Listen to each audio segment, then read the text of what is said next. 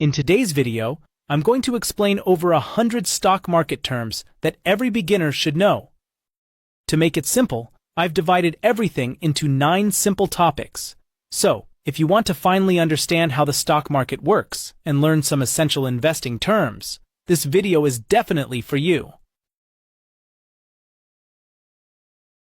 Let's start with the most important question.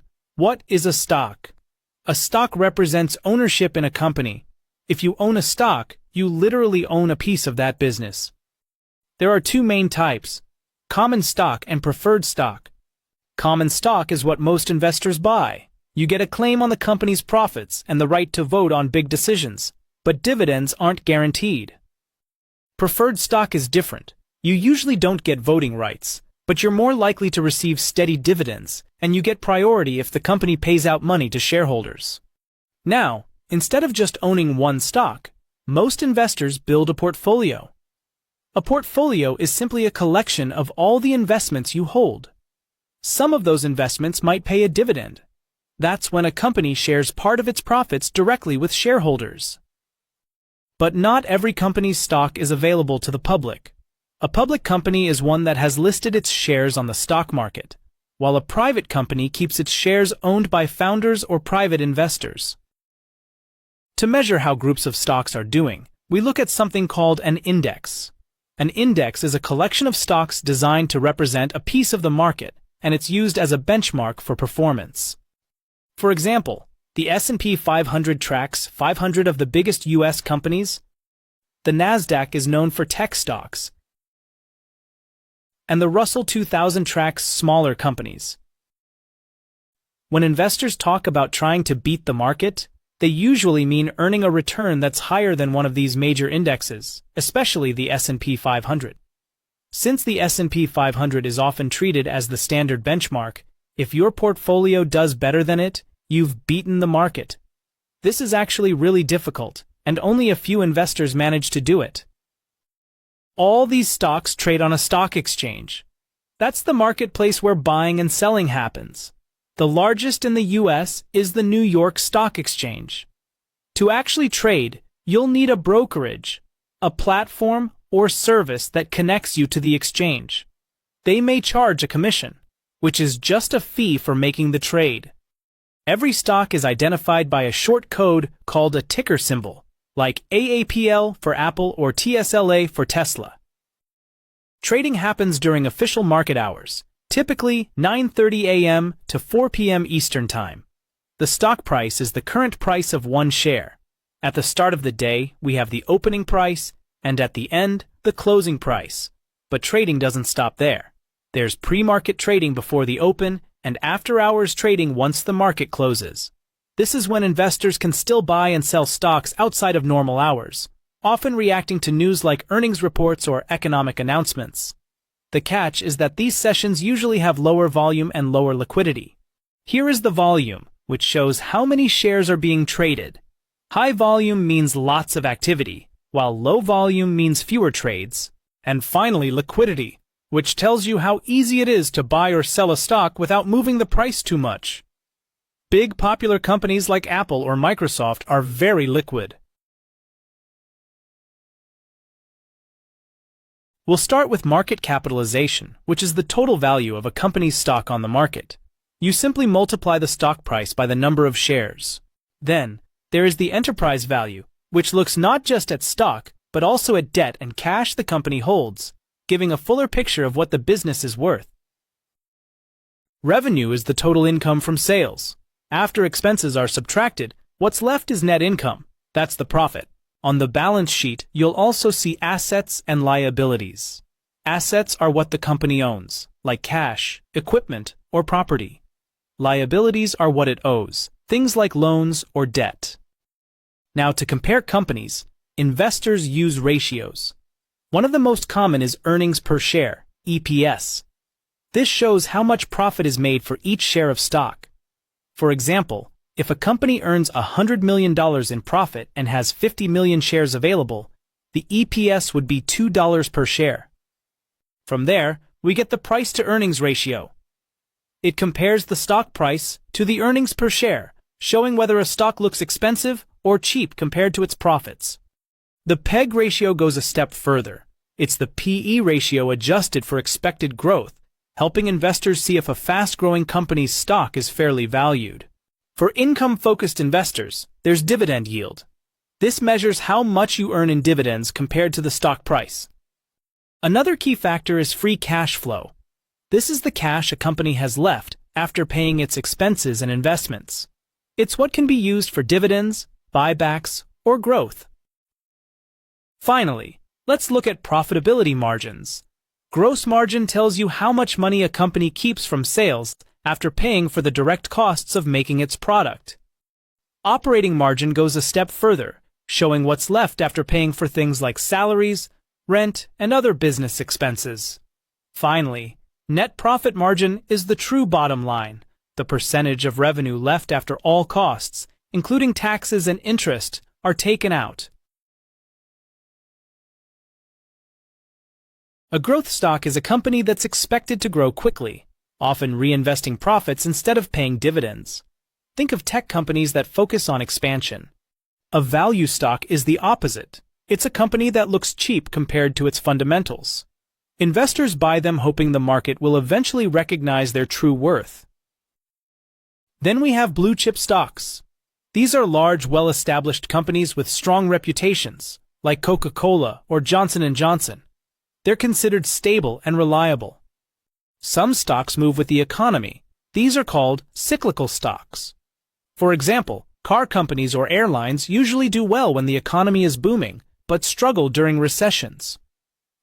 On the other hand, defensive stocks are more stable in any economy.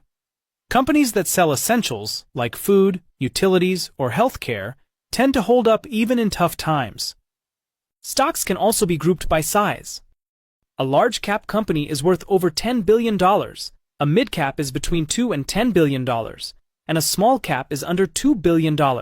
And finally, penny stocks are very low-priced shares, usually under $5. They're highly speculative and risky, but sometimes attract investors looking for big wins.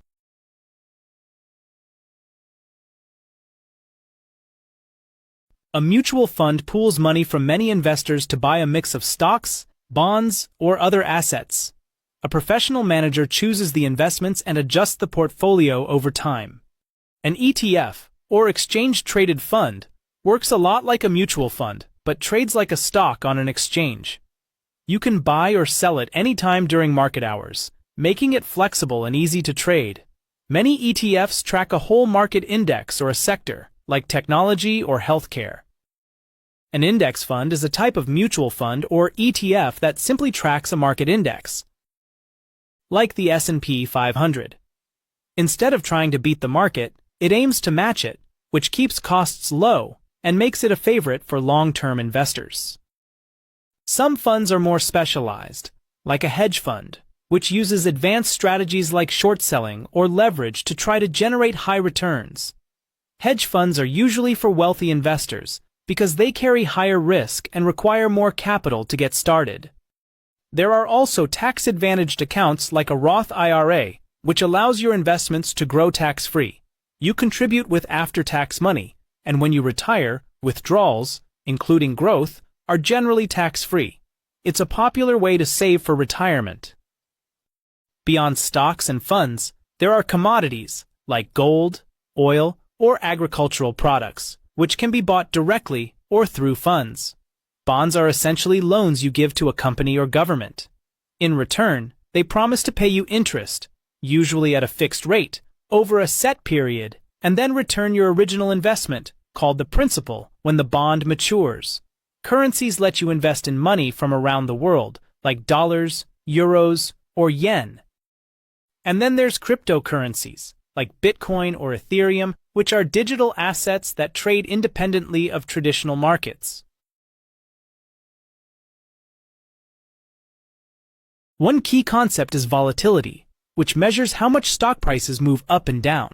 Highly volatile stocks swing a lot in price, while low volatility stocks are more stable. Investors often track the VIX, also called the Fear Index. It measures expected volatility in the S&P 500 over the next 30 days. When the VIX is high, It shows that traders expect big swings in the market. A bull market happens when prices are rising over a long period. Optimism is high, and investors are confident. The opposite is a bear market, when prices are falling and pessimism dominates. Sometimes the market pulls back temporarily without changing the overall trend. This is called a correction, usually a drop of about 10% from recent highs. When prices climb sharply after a dip, that's a rally. On the extreme end, a crash is a sudden and severe drop in stock prices, often caused by panic or major events. A market bubble happens when prices rise far above a company's actual value, driven by speculation or hype. Eventually, bubbles burst, and prices can fall dramatically. Finally, market sentiment describes how investors feel about the market overall. Are they optimistic, fearful, or somewhere in between? Sentiment can strongly influence trends, sometimes even more than company fundamentals.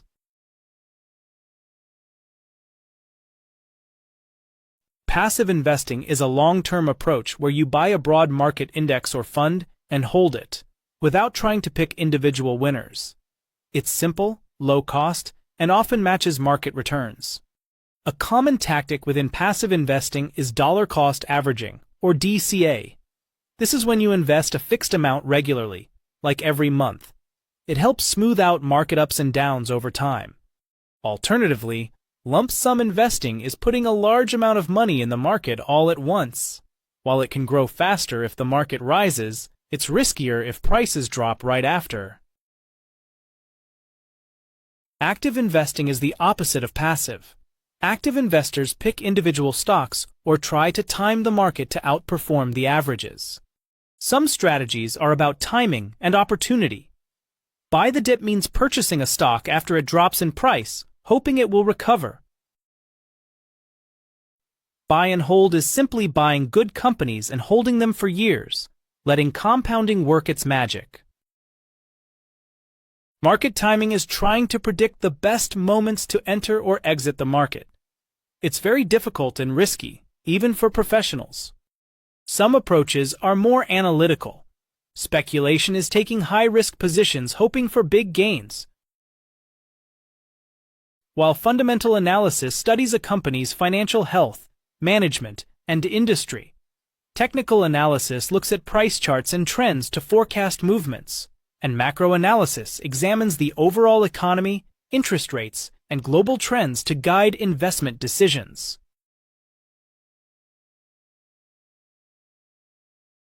One of the most famous corporate actions is the initial public offering. This is when a private company sells shares to the public for the first time, opening up ownership to everyday investors. After a company is public, it might do a secondary offering, issuing additional shares to raise more money. Sometimes a company wants to reduce the number of shares on the market. A buyback or share repurchase happens when a company buys its own stock, which can increase the value of remaining shares. A stock split increases the number of shares by dividing existing ones. For example, in a 2-for-1 split, you get 2 shares for every one you own, and the stock price is halved. A reverse stock split does the opposite. It combines shares to increase the price, often to meet exchange requirements. Companies also grow by buying others. An acquisition happens when one company purchases another, which can affect stock prices for both. Investors in dividend-paying stocks should know key dates. The ex-dividend date is the cutoff to qualify for the next dividend. The payment date is when the dividend is actually sent to shareholders. Finally, an insider is someone with access to non-public company information, like executives or board members. Insider actions and trades are closely monitored to prevent unfair advantages.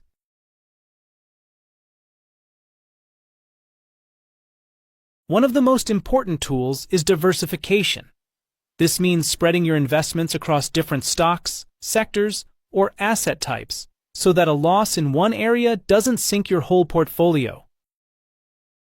Asset allocation takes diversification a step further.